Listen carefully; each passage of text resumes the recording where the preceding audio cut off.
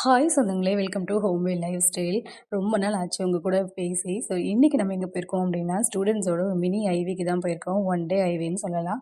So இந்த stadium நெறைய பேருக்கு ஞாபகம் இருக்கான்னு தெரியல. இது வந்து நம்ம தமிழ்நாடு கிரிக்கெட் டீம் விளையாடுற ஸ்டேடியம் தான்.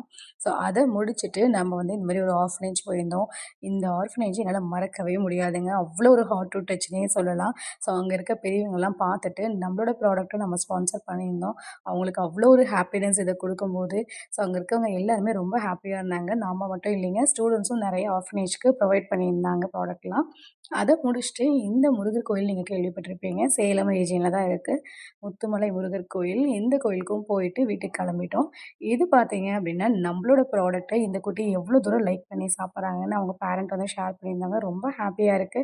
ஸோ குட்டியோட வந்து வெயிட்டும் இன்க்ரீஸ் ஆயிருக்குன்னு சொல்லி ஒரு ஹாப்பியான மொமெண்ட்ட என் கூட ஷேர் பண்ணியிருந்தாங்க. ஸோ இன்னைக்கு நான் இத வந்து உங்க கூட ஷேர் பண்ணியிருக்கேன். பாய்.